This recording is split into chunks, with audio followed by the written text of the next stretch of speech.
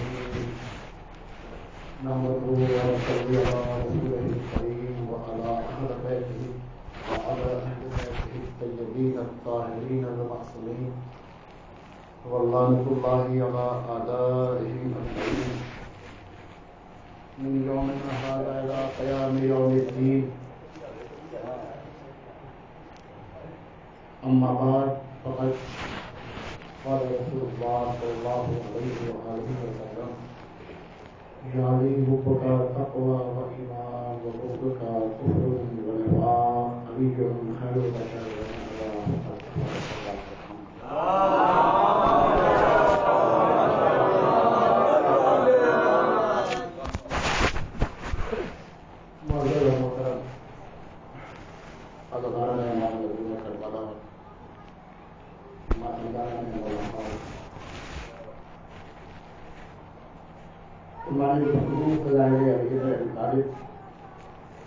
تاریخ روایات احادیث اور آیات کی روشنی میں آپ کی خدمت میں جو بھی ممکن ہو سکتا پیش کیا جائے.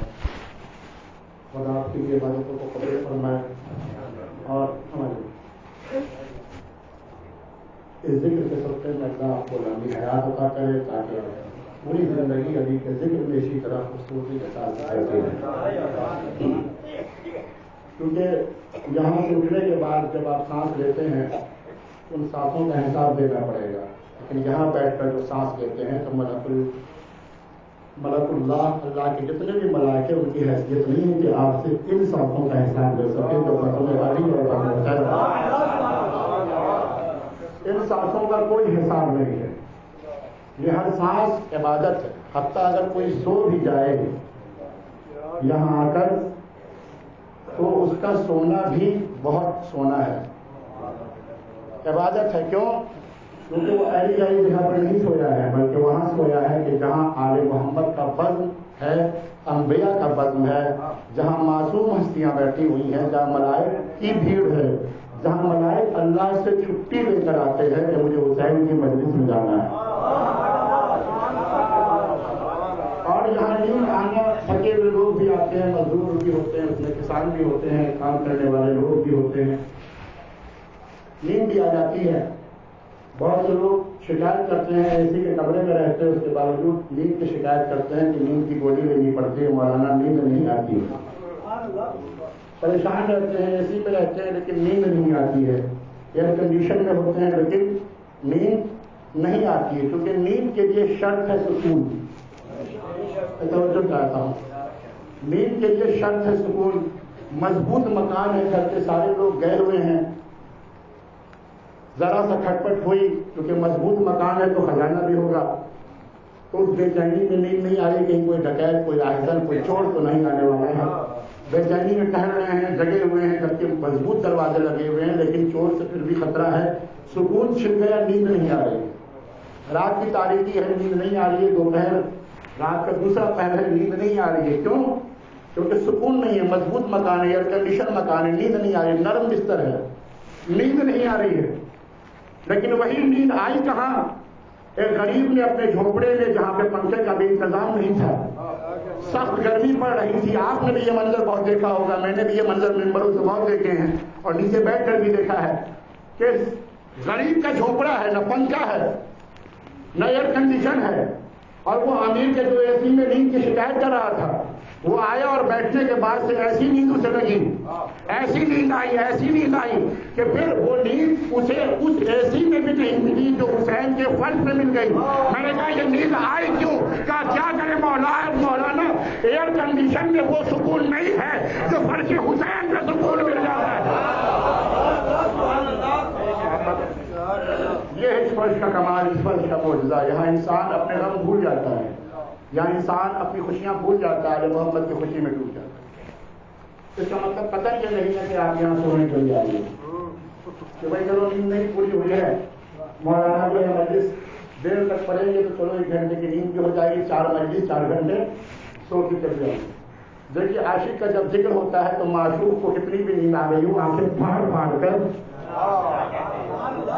ہوش و حواس چہرے پہ پانی مار کر اپنے معشوق کا ذکر سنتا ہے. اگر عشق سچا ہے تو کوشش پوری کرو کہ جگے رہو. جائے گی تب بھی وہ نیند عبادت والی نیند ہوگی، اور آؤ گے ہی سونے کے لیے تو فرشتے بھی لعنت کریں گے، انبیاء بھی لعنت کریں گے۔ سونے کے لیے مت آؤ، ذکر سننے کے لیے آؤ۔ یہ سونے کی جگہ نہیں، جیسے کہ ایران میں ایک بہت بڑے خطیب تھے، وہ بڑی اچھی مجلس پڑھتے تھے، مشہور زمانہ خطیب تھے۔ ایک لیکچر میں ڈاکٹر حفیظ جو پروفیسر ہیں اور بہت بڑے عالم، انہوں نے بیان کیا کہ ان کی تقریر میں ایک آدمی تھا جو سب سے آگے آگے بیٹھتا تھا اور خوب سوتا تھا۔ اچھا، وہ سونے والے جب چشمہ پہنے ہوتے ہیں تو پتہ نہیں چلتا ہے کب نیند انہوں نے لے لی، کب آنکھ بند ڈبہ غائب ہو گیا۔ کبھی کبھی کلاس میں استاد کو ہی معلوم نہیں چلتا ہے، ٹھیک ہے۔ چشمہ بہت دھوکہ دیتا ہے، اس لیے اگر چشمہ لگے تو علی کی محبت کا چشمہ ہو تاکہ دھوکہ نہ دے نہ ہو، ٹھیک ہے۔ چشمہ بھی علی کی محبت کا چشمہ ہو، علی کے بول کا چشمہ ہوگا تو پھر جہنم جنت دکھے گا اور جنت جہنم دکھے گا۔ جب کئی مجلسوں میں جب انہوں نے دیکھا کہ یہ آدمی جو ہے وہ میری تقریر میں سب سے آگے بیٹھتا ہے، تو انہوں نے ایک مجلس کے بعد، آخری تقریر کے بعد انہوں نے کہا کہ بھیا آپ کا بہت شکریہ، بڑا شکریہ، آپ میری مجلس میں سب سے آگے بیٹھتے ہیں اور ہمیشہ پورے مجلس کو اٹھتے ہوئے پہنچ جاتے ہیں۔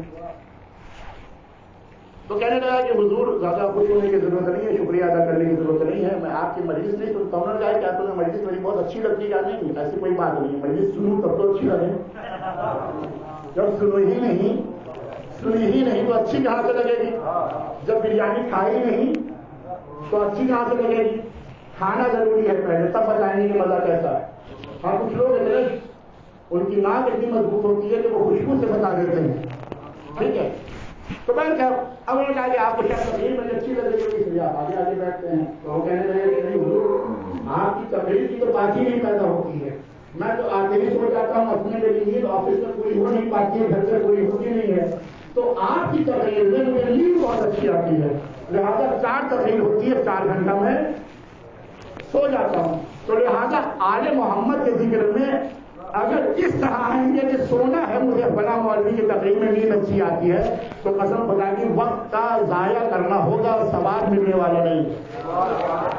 یہاں سونے مت آئیے، یہ سونے کے لیے جگہ نہیں ہے، خزانے بڑھتے ہیں، یہاں تبرکات بڑھتے ہیں۔ ایک جملہ میں کہہ کے یہاں سے گزرنا چاہتا ہوں اور پھر اصل گفتگو کی طرف، کہ ہم یہ سمجھتے ہیں کہ جو تبرک ہوتا ہے وہ مجلس کے بعد بڑھتا ہے۔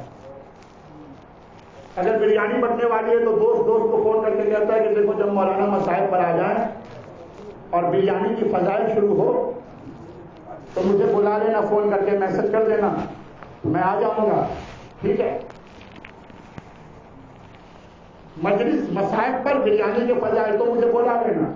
یہ بیچارہ سمجھ رہا ہے کہ تبرک یہ ہے جو مجلس کے بعد بڑھ رہا ہے، جبکہ تبرک اصل میں یہ نہیں ہے، یہ تو مادی تبرک ہے، کھایا ختم ہو گیا۔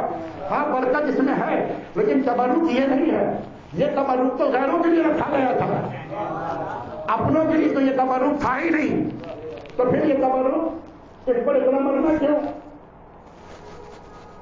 اب دیکھیں نیت کی بات ہوتی ہے، اگر آپ بعد میں بچنے والے تبرک کے لیے آئے ہیں تب بھی وہ تبرک ملے گا، اور اگر جس تبرک کے لیے آئے ہیں تو یہاں ممبر سے بانٹا جاتا ہے، شعور کا تبرک، علم کا تبرک، آگاہی کا تبرک، تقوی کا تبرک، زہد کا تبرک، سخاوت کا تبرک، علم کا تبرک، فیض الہی کا تبرک، آل محمد کی فضیلت کا تبرک، کرم علی کا تبرک۔ یہ تبرک اگر لینے آؤ گے، اصلاح کا تبرک، اتحاد کا تبرک، محبت کا تبرک، صلح کا تبرک، عاشقی کا تبرک، یہ تبرک اگر لینے آؤ گے تو وہ تبرک نہیں بھی ملے گا، تب بھی تمہارا مقدر سنور جائے گا۔ یہ تبرک ہے جو یہاں سے بانٹا جا رہا ہے، جب یہ لینے آؤ گے تب بھی وہ ملے گا، یہ لینے نہیں آؤ گے تب بھی وہ ملے گا۔ وہ چھوٹی چیز ہے، وہ فرسٹ فلور ہے، یہ آخری فلور ہے، یہ ٹاپ فلور ہے، پہلے اس پر اگر آ جاؤ گے تو نیچے کی چیز خود تمہارے قدموں کے نیچے رہے گی۔ چاہے تبرک کے لیے آئیں، علی کی فضیلت کے حوالے سے گفتگو ہو رہی تھی، آج میں آپ کی خدمت کو جملے کو ہدیہ کرنا چاہتا ہوں کہ جب علی کی فضیلت علی کے بیٹے نے بیان کی، جس کا نام ہے کیا؟ عباس بن علی۔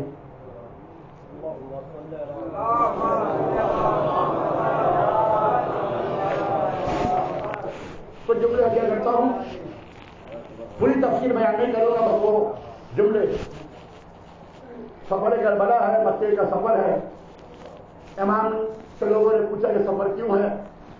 مولا عباس سے امام نے کہا کہ جاؤ خانہ کعبہ کی چھت پر کھڑے ہو کر خطبہ دو۔ یہ شرف عباس کا ہی ہے کہ کعبے کی چھت پر کھڑے ہو کر خطبہ دیں۔ کعبہ مسلمانوں کے لیے قبلہ ہے اور عباس کے لیے منبر بن گیا، خدا کے لیے ہو گیا۔ سارے مسلمانوں کا قبلہ ہے کعبہ اور علی کے بیٹے عباس کے لیے منبر بن گیا۔ سارے مسلمانوں کا سر کعبے کے سامنے جھکتا ہے اور علی کے بیٹے کا پیر کعبے کی دیوار کے اوپر ہے۔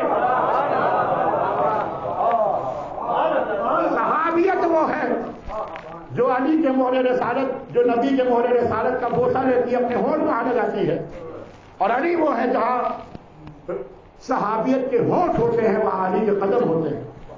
تو علی کا تو بیٹا ہے، جہاں مسلمانوں کے سر ہیں وہاں عباس کا پیر ہے۔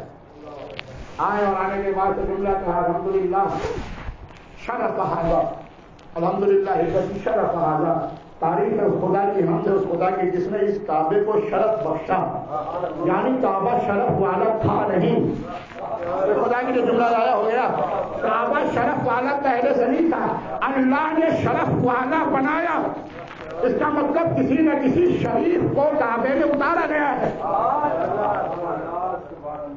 الحمدللہ الذی شرف ھذا، تعریف ہے اس خدا کی جس نے اس کعبے کو اشارہ کر کے شرف ھذا، تاکہ تاریخ کا کوئی مورخ یہ نہ کہہ دے کہ کسی اور ھذا کی طرف اشارہ تھا، اشارہ کیا تاکہ یہ ھذا ویسے ہی اشارہ کیا جیسے قدیر میں علی کے لیے رسول نے کہا تھا من قلت مولا فھذا، خدا کے لیے جیسے رسول نے قدیر میں علی کے لیے یعنی مولود کعبہ کے لیے ھذا استعمال کیا تھا، ویسے ہی عباس کعبے کی دیوار پر کھڑا ہو کر کعبے کے لیے ھذا استعمال کر رہا ہے، جیسے رسول نے مولود کعبہ کے لیے ھذا استعمال کیا تھا۔ شرف بخشا، الحمدللہ الذی شرف ھذا، اللہ نے اسے کون سا گھر، ما کانا بالامس بیتن، جو اب تک صرف گھر تھا، لوگ اسے صنم خانہ بھی کہتے تھے، بت خانہ بھی کہتے تھے، یعنی اب تک کیا تھا؟ صرف گھر تھا۔ ما کانا بالامس بیتن، جو پہلے صرف اور صرف گھر تھا، اصبح قبلتن، اور علی کے قدموں کے صدقے میں قبلہ بن گیا۔ کیا کہا الحمدللہ الذی شرف ھذا بقدوم ابی ہے، امام حسین کی طرف اشارہ کیا تھا مولا عباس نے کہ یہ جو کعبے کو شرف بخشا اللہ نے کس کے صدقے میں؟ علی کے صدقے میں نہیں، علی کے قدموں کے صدقے میں، علی کے قدموں کے صدقے میں۔ پھر اس کے بعد مولا عباس فرماتے ہیں کعبے میں کون لوگ جاتے ہیں؟ مسلمان، حاجی، نمازی، روزے دار، قرآن کی تلاوت کرنے والے، حدیثوں کو یاد رکھنے والے، آیتوں کے حافظ، حدیثوں کے حافظ ہی تو جاتے ہیں، کافرین تو جاتے نہیں، فاجرین تو جاتے نہیں۔ اب یہ اور بات ہے کہ جن کے ہاتھ میں آج ہے وہ خود اتنے ذریعے کہ وہ اہل گھروں کو بھی پہنچا رہے ہیں۔ سارے حاجی ہیں، طواف کر رہے ہیں، کھڑے ہوئے ہیں۔ ان سے پہلے جملہ سن لیجیے، پانچویں امام امام محمد باقر نے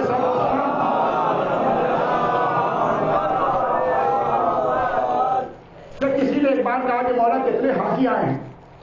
تو امام نے کہا یہ مت کہو کتنے حاجی آئے ہیں، یہ کہو کتنے شور مچانے والے آئے ہیں۔ یعنی ہر احرام باندھنے والا حاجی نہیں ہوتا ہے امامت کی نظر میں۔ عباس کی نظر معصوم کی نظر نہیں ہے، لیکن معصوم سے کم بھی نہیں ہے۔ کیوں نہیں کم ہے؟ میں اپنی طرف نہیں کہہ رہا ہوں۔ عباس کے لیے علماء نے لفظ استعمال کیا ہے معصوم کا نہیں، محفوظ عن الخطا، جس کا مطلب معصوم ہی ہوتا ہے، لیکن معصوم کی عصمت اللہ کی طرف سے ہوتی ہے۔ عباس کی عصمت خود عباس کی زحمت اور اطاعت عصمت کا نتیجہ ہے، ٹھیک ہے؟ یہ امامت کی نظر میں سب حاجی نہیں تھے۔ اور عباس نے کہا ایھا الکفرۃ الفجرہ، اے کافروں، اے فاجروں۔ کس کو؟ جو احرام باندھے ہوئے تھے، کس کو؟ جو نماز پڑھنے والے تھے، کس کو؟ جو روزہ رکھنے والے تھے، کس کو؟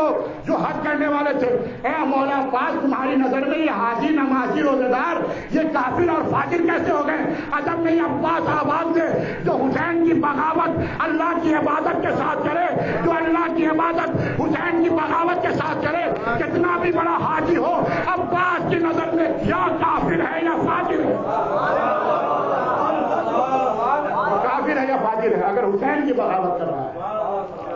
پھر فرماتے ہیں کہ تم نے دروازہ بند کر دیا ہے طریق البیت، اللہ کے گھر کا دروازہ بند کر دیا ہے لے امام البلدہ، جو نیک لوگوں کا امام ہے۔ اس سے یہ پتہ چل گیا کہ آپ لوگ نیک لوگ ہیں۔ خدا کے لیے کچھ جملہ میں نے ہدیہ کر دیا، کون امام مانتا ہے حسین کو؟ ہم اور آپ ہی تو مانتے ہیں۔ عباس نے کہا جو حسین کو امام مانے وہ نیک لوگ ہیں۔ تم نے نیک لوگوں کے امام کے لیے دروازہ بند کر دیا۔ کس کے لیے دروازہ بند کر دیا؟ جس کے باپ کے لیے دروازہ وہاں سے پیدا ہوا تھا جہاں دروازہ تھا ہی نہیں، اس کے لیے دروازہ بند کر دیا تم نے۔ طریقل بھائی امن ہوا حق، امن حق ہوا، امن حق من ہو، کون ہے مجھ سے زیادہ حقدار اس اللہ کے گھر کا؟ پھر فرماتے ہیں کہ من ہوا ادنا من، اور ان سے کون زیادہ قریب ہے اللہ کے گھر کے؟ نہ ان سے زیادہ کوئی اللہ کے گھر کے قریب ہے، نہ ان سے زیادہ اللہ کے گھر پر کسی کا حق ہے۔ پھر فرماتے ہیں کہ لولا حکم اللہ، اگر اللہ کا حکم نہ ہوتا، لولا حکم اللہ الجلیہ، اللہ کا اگر واضح حکم نہ ہوتا، تو یہ کہ جملہ مولا حسین کی فضیلت پہ مولا عباس بیان کرنا ہے۔ وَأَسْرَارُهُ الْعَلِيَّةُ، اور اللہ کے اسرار، اعلیٰ ترین اسرار کا مرحلہ اگر نہیں ہوتا، وَلَوْلَا اختبار البریہ، اور انسانوں کے امتحان کا مرحلہ نہ ہوتا، لَقْطَارَ الْبَيْتَ، تو حسین کو کعبے کے پاس آنے کی ضرورت نہیں تھی، بلکہ کعبہ خود اڑ کر، میں خدا کے لیے مولا حسین کی فضیلت بیان کر رہے ہیں مولا عباس، لَقْطَارَ الْبَيْتِ اِلَيْهِ، تو اللہ کا گھر یہ کعبہ اڑ کر حسین کے قدموں میں پہنچ جاتا۔ لَقْطَارَ الْبَيْتَ اِلَيْهِ، اللہ کا گھر اڑ کے حسین کے قدموں میں پہنچ جاتا۔ یہ ہے فضیلت مولا عباس بیان کر رہے ہیں مولا حسین۔ پھر مولا عباس فرماتے ہیں کہ لوگ حجر اسود کو چومتے ہیں، حجر اسود ان کے ہاتھوں کو چومتا ہے۔ تب اس طرح ناصر حجر، لوگ پتھر کو چومتے ہیں، حجر اسود کو چومتے ہیں، الحجر یستلم یدیہ، اور پتھر جو حجر اسود ہے اسے تو لوگ چومتے ہوئے حسین کے ہاتھوں کو چومتا ہے۔ ٹھیک ہے، یہ حسین کی وجہ۔ اور ایک جملہ کا آخری جملہ ہے، خطبہ تو اور بھی ہے اس میں، لیکن ظاہر کے وقت میں سب کچھ بیان کریں۔ مولا فرماتے ہیں مولا پاک، کیا لوگوں ہے کافروں فاجروں، تم نے رسول کو قتل کرنا چاہا، لیکن تمہاری یہ حسرت، مولا کے لیے تمہاری یہ حسرت اس وقت تک پوری نہیں ہوئی جب تک میرا باپ علی زندہ رہا۔ تمہاری حسرت رسول کو قتل کرنے کی پوری نہیں ہوئی جب تک میرا باپ علی زندہ رہا۔ اب تم حسین ابن علی کو قتل کرنا چاہتے ہو تو سن لو، تمہاری یہ حسرت اس وقت تک پوری نہیں ہوگی تب تک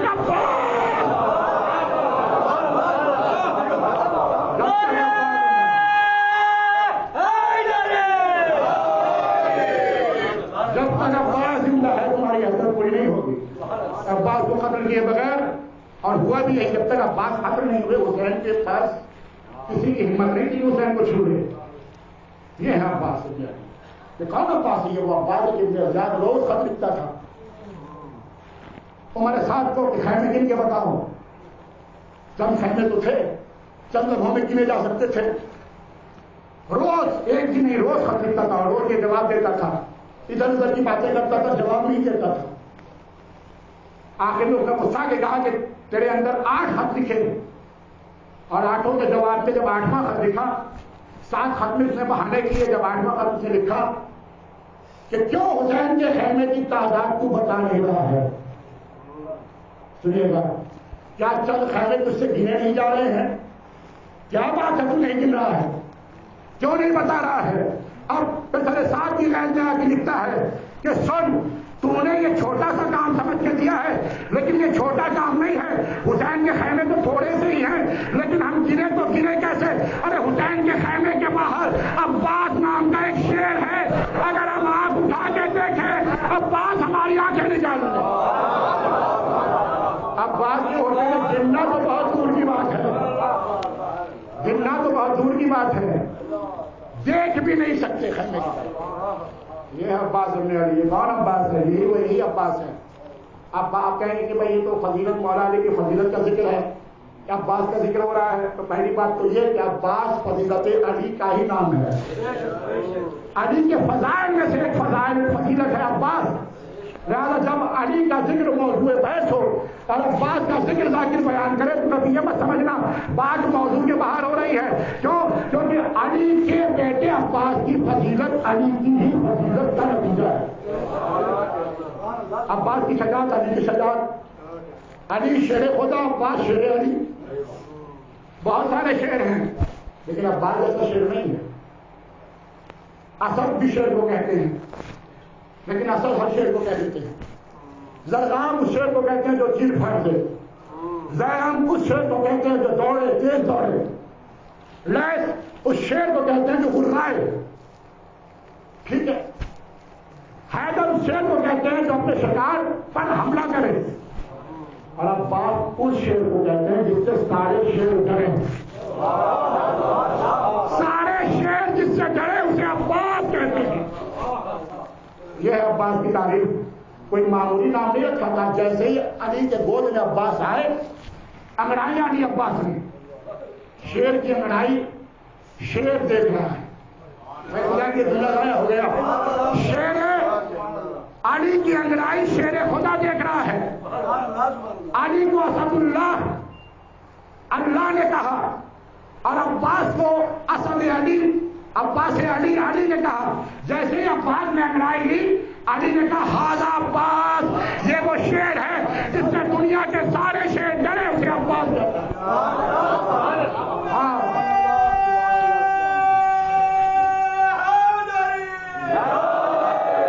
ये अब्बास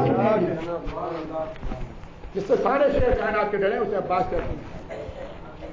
मौला कायनात एक बाग में पहरेदारी करते थे, क्योंकि जिक्र आज दिन है मौला अब्बास की शहादत आप मनाते हैं तारीख, तो सबके 10 मुहर्रम तो है, लेकिन हमने एक एक दिन हमारे बुजुर्गों ने बांट दिया है और उन बुजुर्गों पर अल्लाह रहमत नाज़िल करे जिन्होंने आज़ादारी को इतना मुनज़्ज़म बना दिया।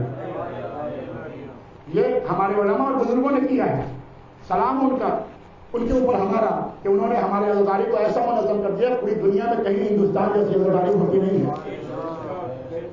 और रिवायत में भी अल्लामा दरबंदी फरमाते हैं कि हुसैन की अम्मा जो जन्नतुल बकी से निकलती है तो वो हिंद की जानिब जाती है, ईरान की जानिब नहीं, इराक की जानिब नहीं, शाम की जानिब नहीं, बांग्लादेश की जानिब नहीं, अमेरिका की जानिब नहीं, कहाँ जाती है? हिंदुस्तान में। ये आपकी आज़ादारी का कमाल है जो दायरा को जन्नतुल बकिया से यहाँ ले आती है। कुछ आंखों में मैं आंसू देख रहा हूँ, खुदा उन आंखों को भी सलामत रखे। हुसैन की अम्मा तुम्हारे घर पे आए इसलिए तुम गरीब नहीं हो, कम से कम अय्याम अज़ा में गरीब नहीं, कम से कम उस दिन गरीब नहीं जिस दिन तुम्हारे घर में हुसैन की मजलिस हो रही है, ठीक है। क्या मेरे लाल अली, आए अली के अली बेटे। मौला ने पहला दे रहे दूसरे के बाहर बार में मौला अब्बास से कहा कि बेटा देखो अब मैं जा रहा हूं, तुम पहला दो, और देखो कोई बात के अंदर आने ना पाए। मौला अब्बास ने कहा बाबा आपने कह दिया, हो गया। अल्लाह मौला कहना चले गए। थोड़ी देर के बाद अचानक एक सवार आया जो नकाबपोश था। मुमकिन आपने ये बात सुनी हो, लेकिन कुछ कोशों के साथ हजिया कर रहा हूं। नकाबपोश जवान आया, तो शख्स आया और वो बाग के अंदर घुसना चाहता है। अब्बास ने रोक दिया, खबरदार मेरे बाबा ने मना किया कोई बाग के अंदर न जाए, जबरदस्ती की। अब्बास ने पूछ लिया तो बाबा अगर जबरदस्ती करे तो क्या करूं? कहने लगे मौला कायनात के हमला कर देना। अब्बास ने हमला कर दिया और जंग होने लगी। अब्बास हमला करते आते, सामने वाला जवाब देता जाता है, वार के वार हो रहा है और रात का वक्त है, रात के दूसरे पहर का वक्त है, तकरीबन नीम शब का वक्त है। ये जंग शुरू हुई और कोई किसी पर हावी नहीं हो पा रहा है, कोई किसी को जेर नहीं कर पा रहा है। दोनों जबर हैं, दोनों जबर हैं, कोई जेर नहीं हो पा रहा है। वो जमाना वो था कि जब सुबह की नमाज से पहले लोग रोटियां बनाते थे, नानवाई नान तैयार करते थे और सिपाहीयाने जंग अपनी बीवियों को भेजते थे कि जाओ रोटियां लेकर आओ। یہ مرد کی بے غیرتی ہے کہ اپنی عورتوں سے روٹیاں منگوائیں. اس کا مطلب بے غیرتی پہلے سے تھی وہاں. بھیجا یہ عورت آٹا لے کر گئی روٹی بنوانے کے لیے. بعد سے گزر ہوا اس نے دیکھا کہ قیامت کا منظر ہے. دو شیر آپس میں جنگ کر رہے ہیں اور جنگ دیکھنے کے بعد وہ ایسی کھو گئی کہ نماز صبح کا وقت ہونے لگا. قبل از نماز صبح اسے ہوش آیا کیونکہ وہ جنگ دیکھ رہی تھی جو اس نے کبھی نہیں دیکھی تھی. قیامت کا منظر تھا اور وہ کہہ رہی تھی کہ ایسی جنگ ہو رہی تھی کہ کوئی شیر کسی کے زیر نہیں ہو رہا تھا. الغرض اس نے جنگ دیکھتے اچانک اسے ہوش آیا تو نماز صبح کا وقت ہونے والا تھا. جلدی سے نانوائی کے پاس گئی. جنگ کو اس نے دیکھنا بند کیا. پھر گھر آئی, روٹی ملی نہیں, گھر آ گئی, روٹی بنی نہیں. جب وہ گھر آ گئی تو شوہر کہنے لگا کہ روٹیاں لائی. کہا روٹیاں نہیں لائی. کہنے لگا کہ کیوں نہیں لائی. کہا میں جنگ دیکھنے لگی کہ باغ میں جنگ ہو رہا تھا بہت ہی شاندار اور مجھے جنگ میں مزہ آنے لگا, میں دیکھنے لگی. عورت کو جنگ میں مزہ آیا ہے. اس نے کہا کہ آج میں تجھے قتل کروں گا, تو نے مجھے بھوکا رکھا ہے, آج میں تجھے قتل کروں گا. اس نے تلوار اٹھائی اور عورت پر حملہ کرنا چاہا. وہ عورت جو ابھی باہر سے جنگ دیکھ کر آئی ہے اس نے فوراً تلوار, دوسری تلوار جو ٹنگی تھی, اور چلیے گا عورت ہے, مرد کے مقابلے میں آ گئی. کبھی باہر نہیں گئی تھی, کبھی جنگ نہیں سیکھا تھا, بس ایک جنگ دیکھ کر آئی تھی. فوراً اس نے تلوار اٹھایا اور شوہر سے لڑنے لگی. کمرے سے لڑتے لڑتے شوہر حملہ کرتا جا رہا ہے. وہ شوہر جو نہ جانے کتنے جنگ لڑ چکا تھا, اور وہ عورت جو صرف ایک جنگ سیکھ کر نہیں آئی ہے, دیکھ کر آئی ہے. دیکھ کر آئی ہے. مرتبہ عورت نے حملہ کرنا شروع کیا. حملہ کرتا جاتا ہے, یہ جواب دیتی جاتی ہے. وہ حملہ کرتا جاتا ہے, یہ جواب دیتی جاتی ہے. یہاں تک کہ گھر کے آنگن میں پہنچ گئے. کمرے سے جنگ کرتے کرتے شوہر اور سو گئے. اور اچانک جب شوہر نے دیکھا کہ یہ عورت زیر نہیں ہو رہی ہے تو جھگڑا کے اس نے تلوار پٹک دیا زمین پر اور کہنے لگا, اے کنیز خدا یہ تو بتا, تو کبھی باہر گئی نہیں, کبھی تو نے جنگ دیکھا نہیں, تو نے کبھی جنگ کیا نہیں, تلوار کبھی اٹھائی نہیں, یہ تجھے آج کیا ہو گیا ہے؟ میرے ہر بار کا جواب دے رہی ہے. کہنے لگی ابھی باغ میں شاندار جنگ دیکھ کر آ رہی ہوں جس میں دو شیر آپس میں جنگ کر رہے ہیں. وہ جنگ ایسی جنگ تھی, ہر بار کا انداز میرے ذہن میں نقش ہو گیا ہے. میں نے جان بوجھ کر تلوار نہیں اٹھایا ہے, میں وہاں سے اتنی بہادر بن کے آئی ہوں. میں وہاں سے اتنی بہادر بن کے آئی ہوں کہ تلوار کب میرے ہاتھ میں آ گیا, جواب کب میں دینے لگی, مجھے کچھ نہیں پتا ہے. کہہ رہی چل مجھے بھی لے چل, میں بھی دیکھوں یہ کیسی جنگ ہے جو عورت کو مرد بنا دے, جو عورت کو شجاع بنا دے, جو عورت کو اتنا بہادر بنا دے کہ دیکھ کے جنگ سیکھ جائے. پہنچا بات کی بات دیکھا تو جوان ہے جو لڑ رہے ہیں. اچانک اذان صبح ہونے ہی والی تھی کہ ایک مرتبہ نقاب پوش شخص نے کہا, پھر حملہ کیا اس نے, پھر سامنے والے عباس نے جواب دیا. جب جواب دے دیا تو ایک جملہ عباس نے کہا سن اے سوار, یہ جو تم نے آخری وار کیا ہے یہ وار وہ وار ہے جو پورے عرب میں میرے باپ کے علاوہ کوئی نہیں جانتا. میرے باپ کے علاوہ کوئی نہیں جانتا. جب اس کا بھی جواب دے دیا عباس نے تو ایک مرتبہ عباس جلاہی میں ہے اور حملہ پہ حملہ کرتے جا رہے ہیں. ایک مرتبہ سامنے والے شخص نے نقاب ہٹایا, اذان کا وقت ہونے والا تھا, نقاب ہٹا کے کہا عباس آپ بس کہہ رہا ہو, میں تمہارا باپ پر نہیں چاہ رہا ہوں.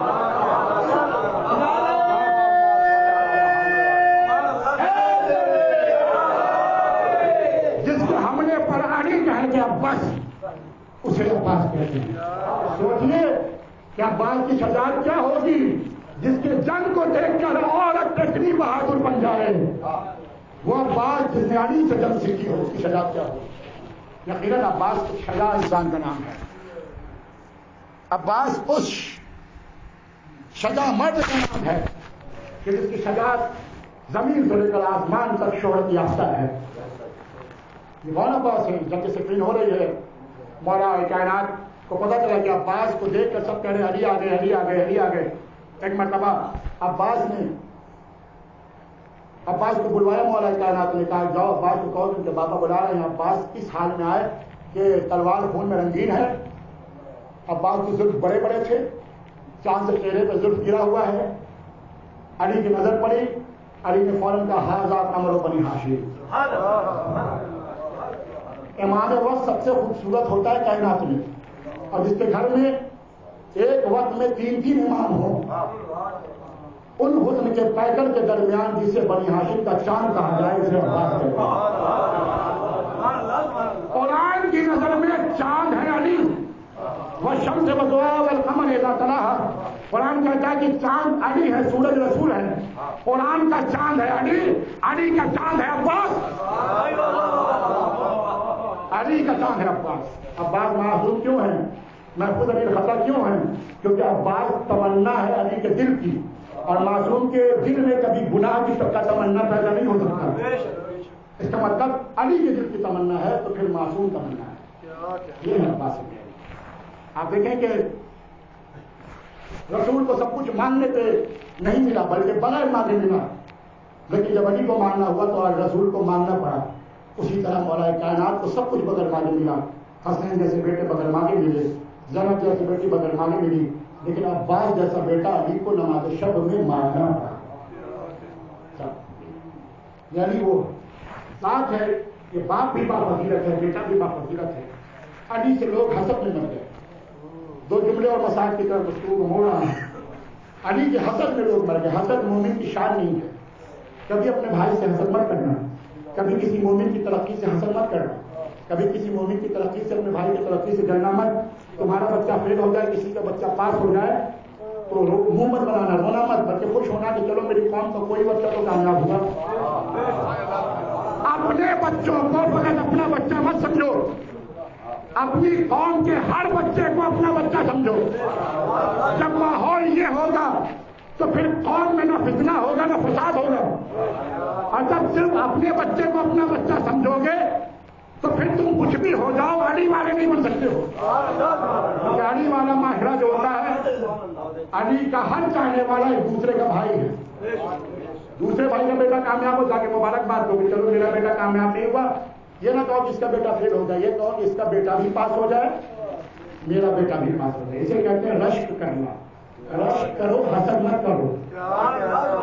اللہ اسے بہت دولت دے رہا ہے، یا اللہ یہ تباہ ہو جائے، اس کا بزنس ٹھپ ہو جائے، یہ برباد ہو جائے، یہ تمنا مت کرو۔ جو مومن کے تب معیار نہیں ہے۔ حسد کرنا علی کے دشمن کی شان ہے، علی والوں کی شان حسد کرنا نہیں ہے۔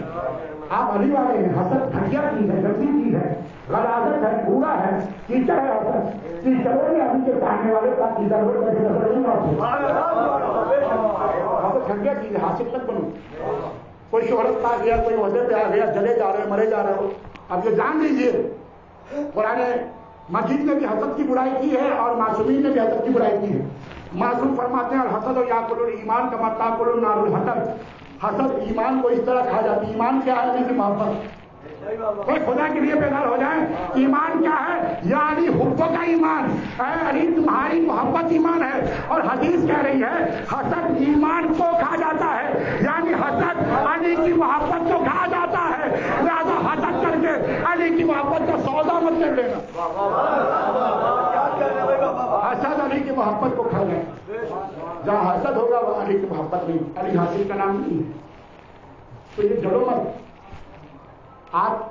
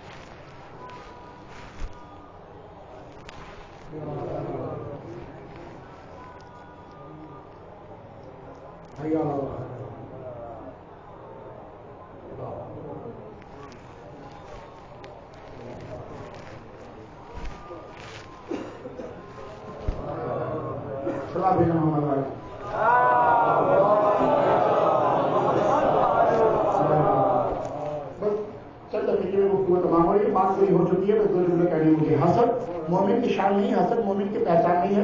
हसद करने से सेहत खराब होती है। इसका मतलब ये नहीं कि मोटे आदमी है तो वो सेहतमंद है। अगर हसद करेगा अंदर से बीमारी हो जाएगी। आजकल मोटापा सेहत नहीं है, बीमारी है। एक जमाना था जो मोटापे को सेहत कहते थे, अब मोटापा सेहत नहीं, बीमारी है। लिहाजा आने वालों का ईमान सेहतमंद होना चाहिए, और ईमान सेहतमंद रहेगा तो बदन भी सेहतमंद रहेगा। हसद करना ईमान मोहब्बत अली को खा जाता है। एक जमाने में एक हासिद था जो बड़ा हसद करता था, उसके पड़ोसी को अल्लाह हर नेमत नवाजता था। अच्छा ये जान लीजिए, जिससे हसद करेंगे ना उसकी तरक्की होती रहेगी। कुरान मजीद ने क्या कहा? हासिदिन इज़ा हसद, जब हासिद हसद करे तो परवरदिगार कुल अऊज़ु, मैं पनाह चाहता हूं उससे। ठीक है, हासिद के हसद से हसद बहुत खतरनाक चीज भी है। हसद नुकसान भी पहुंचाती है, लेकिन कब? जब रिश्ता अली से ना हो। मैं खुदा के लिए बेदार हो जाए।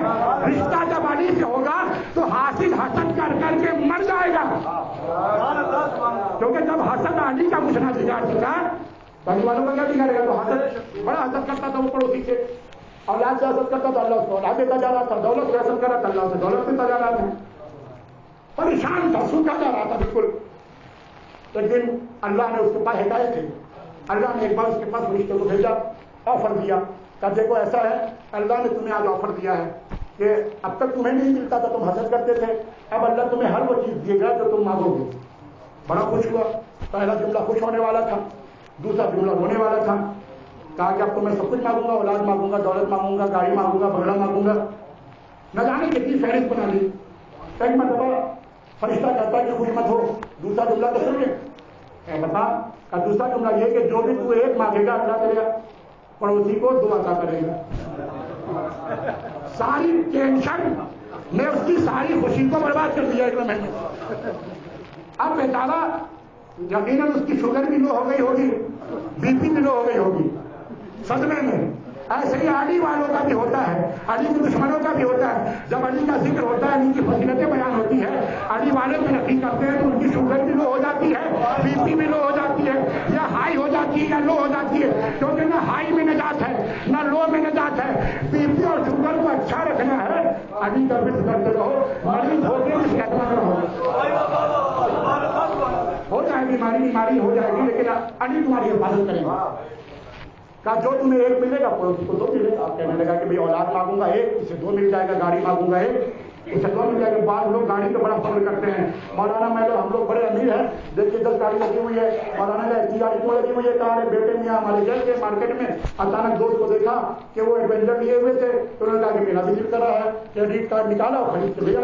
हमने कहा कि अमीरी का मियार ये नहीं आगे मोहम्मद की नजर में। अमीरी जताना चाहिए, बिल्कुल जताना चाहिए, लेकिन अमीरी ऐसे जताओ जैसे इमाम अमीर जताते थे। तुम्हारा बेटा अमीर ज्यादा तब कहलाएगा जब गुजरता हुआ देखे किसी गरीब की शादी हो रही है और क्रेडिट कार्ड से पैसा निकालकर उसे दे दे। किसी गरीब के पास सवारी नहीं है, उसकी मदद कर दे। किसी के पास फीस नहीं है, उसकी मदद कर दे।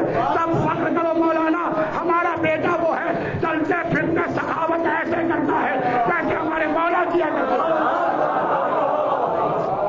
जताना कोई बुरी बात नहीं है, जताने का अंदाज अली वाला अंदाज हो। किसी गरीब को जलील करने के लिए नहीं कि तू साइकिल पे चलता है और मैं हवाई जहाज पे चलता हूं। ये बुलंदी पे उड़ने वाला बहुत जलील है जो पत्ती में है, जो दूसरों में फख्र करता है। क्या मांगू? गाड़ी मांगूंगा तो 2 गाड़ी से मिल जाएगी, सवारी मांगूंगा 2 सवारी से मिल जाएगी, दिल्ली मांगूंगा 2 दिल्ली से मिल जाएगी, होटल मांगूंगा होटल से डबल मिल जाएगा। हाथी आदमी हसद में अपना फायदा भी नहीं सोचता, दूसरे का नुकसान जरूर होना चाहिए। जानते क्या मांगा? अगर आप समझ जाएंगे आपकी समाज को सलाम, क्योंकि आपकी समाज सलाम के लायक है। वो कहता है बड़ा सोचने के बाद फरिश्ता इंतजार में बैठा है कोई जवाब दे। کہا اچھا ٹھیک ہے، میں ایک چیز اللہ سے مانگتا ہوں، یا اللہ میری ایک ہاتھ پھوڑ دے، خدا کے لیے یا اللہ میری ایک ہاتھ پھوڑ دے۔ اس کا مطلب یعنی ہماری ایک ہاتھ پھوڑ، پڑوسی کی دونوں پھوڑ دے۔ یہ ہے حاصل۔ اسی طرح علی کے دشمن بھی علی کے پودے میں اپنی دونوں ہاتھ غدیر میں پھڑوا چکے ہیں،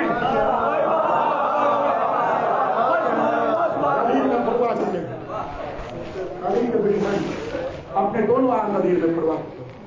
حسد مت کرو، سائنس نے بھی پروف کر دیا ہے کہ پازیٹو سوچو گے تمہاری صحت اچھی رہے گی۔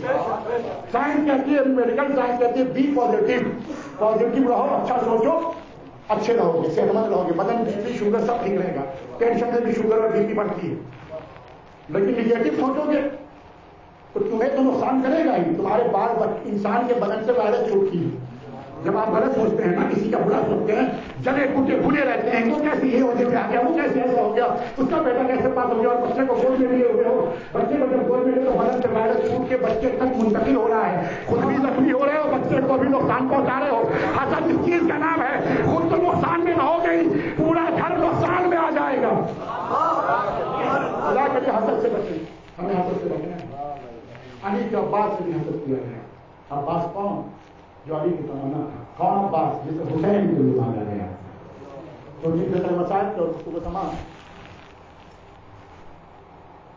ایک مرتبہ مولا حسین کو پیاس لگی، صحابہ سے مولا نے کہا جو پانی لے کے آؤ۔ مولا علی نے سب گئے، لیکن سب سے پہلے ایک چھوٹا سا بچہ دوڑتا ہوا جو پانی کا مشکیزہ نہیں لایا، پورا کا پورا گھڑا اٹھا کے سر دے گیا۔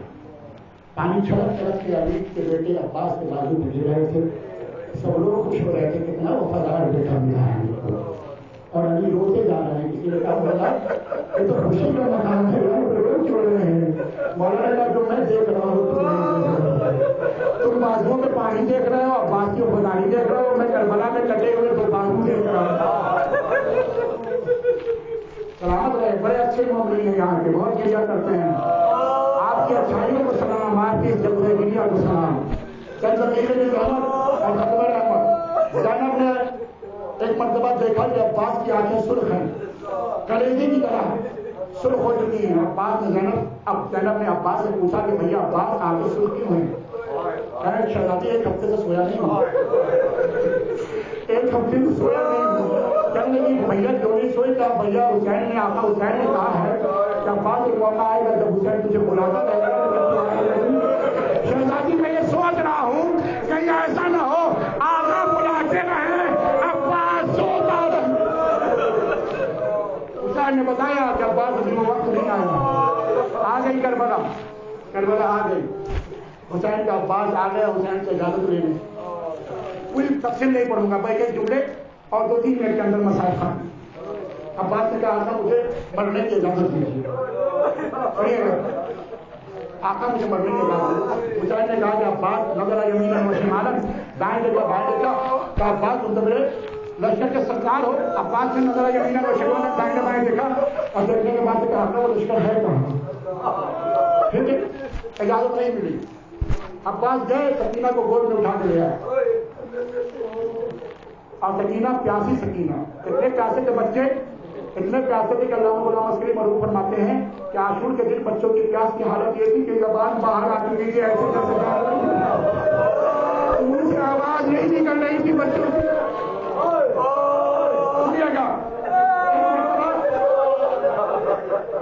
سکینہ نے کہا بابا میرے بچہ کو پانی لانے دیجیے۔ حسین اس بات پہ راضی ہو گئے۔ 2 جملے کہے، ایک جملہ سکینہ سے کہا کہ سکینہ چچا کو پانی کی اجازت دلوانے کے لیے تو آ گئی ہو خوشی خوشی، لیکن جب تمہارا چچا مر جائے گا اور شام غریبہ جب تماچوں پہ تماچے لگیں گے چچا کو مت بلانا۔ چچا کو نہیں بلانا۔ زینب نے سارے وعدے واپس لے لیے، کہا میرے پردے کی بھی ضمانت نہیں ہے، اب تو زینب کی پیدا ہو جائے گی، جن بازوؤں کا بھروسہ تھا وہ بازو چلتے جا رہے ہیں۔ عباس گھوڑے پہ بیٹھے جانے لگے، پوری شہادت نہیں پڑھوں گا، 2-3 پھر رہے، عباس گھوڑے پہ بیٹھے جانے لگے۔ جب جانے لگے نا تو حسین نے روکا ساری چیزیں دے کرے اب بھیا پرچم پیچھے کرو. ایک قاضیانہ ٹوٹا ہوا دیا تھا, تلوار نہیں دی تھی. ایک مرتبہ پرچم کو نیچے کرایا, پرچم کے لکھے ہوئے جملے نصر من اللہ فتح قریب کو مٹایا.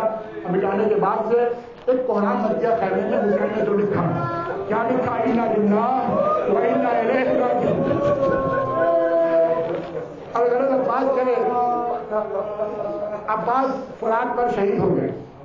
پانی بھرا آئے, راوی کہتا ہے کہ جب عباس گر گئے ہیں تب عباس نے حسین کو بلایا. 2 فکریں اور زحمت تمام, مصیبت ختم. علامہ ابن حجر النویری کہتے ہیں اس جملے کو میں آپ سے ضرور چاہتا ہوں کہ آپ محسوس کریں کیونکہ آپ مصیبتوں کو محسوس کرنے والے لوگ ہیں.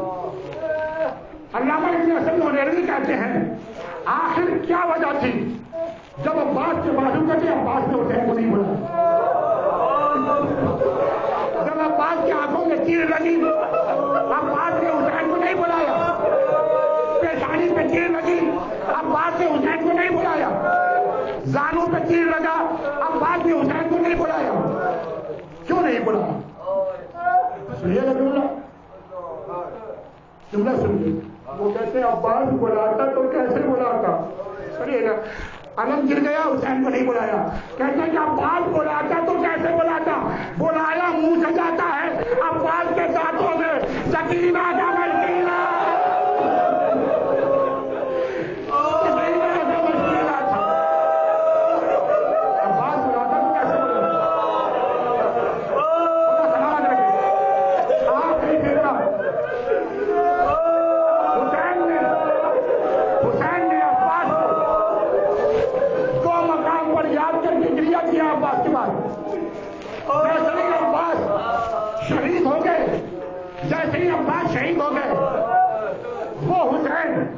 جس کی اماں کا نام لینے کی کسی میں ضرورت اس وقت تک نہیں تھی جب تک عباس زندہ تھا.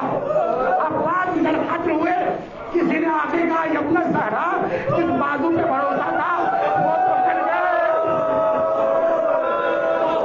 ابن زہرا حسین کو بچایا. عباس اب زندہ نہیں ہے. ایک مرتبہ مراد کا رخ کیا کہ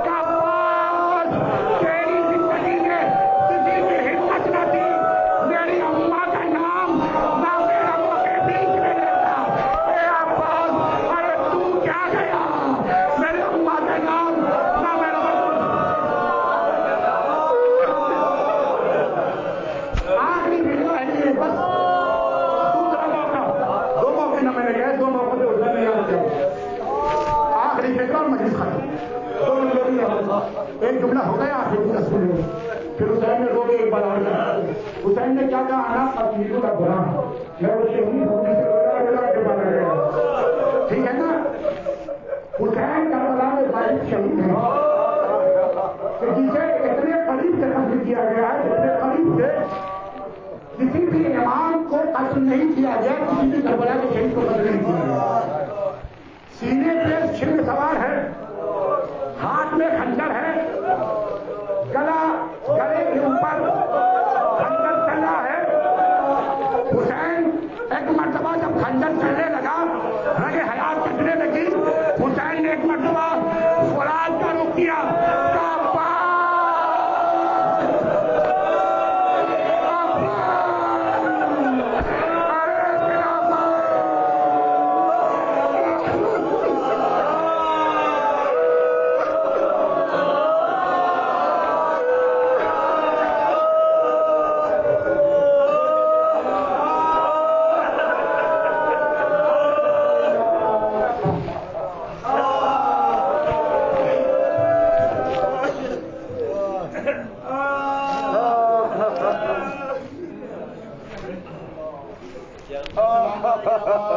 السلام علیکم رسول اللہ. السلام علیکم یا ابا الفضل العباس یا ابن امیر المؤمنین. السلام علیکم قد جاءت ونصحت وصبرت قاتل یقین. السلام علیکم یا فاطمۃ الزہرا. اللهم من قدرتكم اللهم من ظلمتكم الى يوم القيامه. السلام علیکم مولانا یا غریب الغرباء. السلام علیکم معین الضعفاء والفقراء. السلام علیکم شمس الشموس. السلام علیکم انیس النفوس. أيها المدفون بعزة والسلام عليك مغيث الشيعة والزوارق في يوم الجزاء الرازي بالقدر والقضاء روحي بسم الله والسلام ورحمة الله وبركاته. السلام عليك يا مولانا يا صاحب الأسرار. السلام عليك يا إمام زماننا هذا جل الله تعالى فضلك وصلى الله تعالى مخرج وظهورك وجعلنا من أعوانك وانصارك ورحمة الله وبركاته.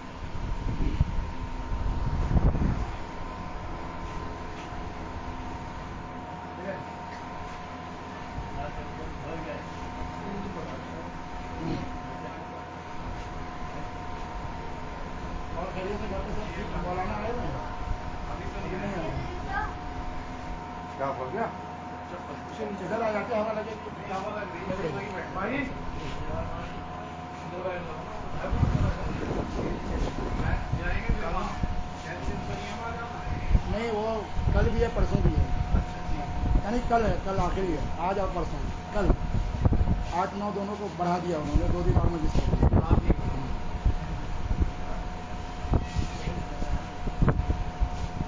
نہیں ہوتی تو مجلس میں آتے پھر وہاں مولانا کی خطاب کرتے اور مجلس کتنے بجے ہوگی آپ کے یہاں؟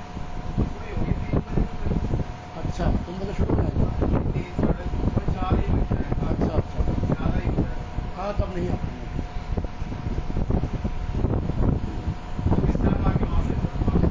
وہاں سے آتے 9 بج جاتے ہیں 8:30 9.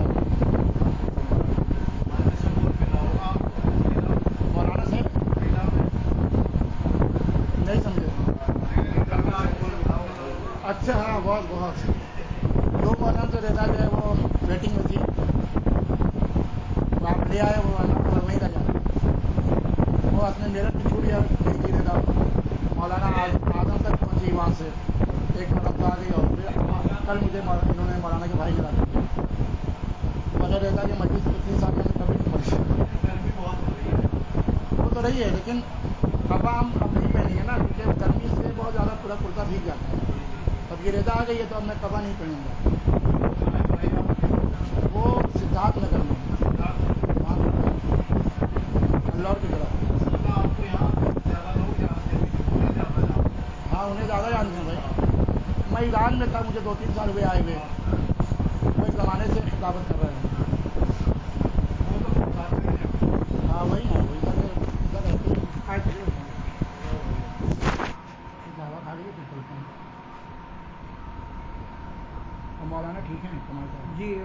آج وہاں سے گئے ہیں جاٹ سے ابھی اس کے بعد اچھا جاتے جائیں جاتے ہیں کتنی دور ہے 180 کلومیٹر کے قریب بتلا رہے تھے اچھا خاصا کافی ہاں مسجد پڑھنی جاٹ کے بھائی کوسل کے سسرال میں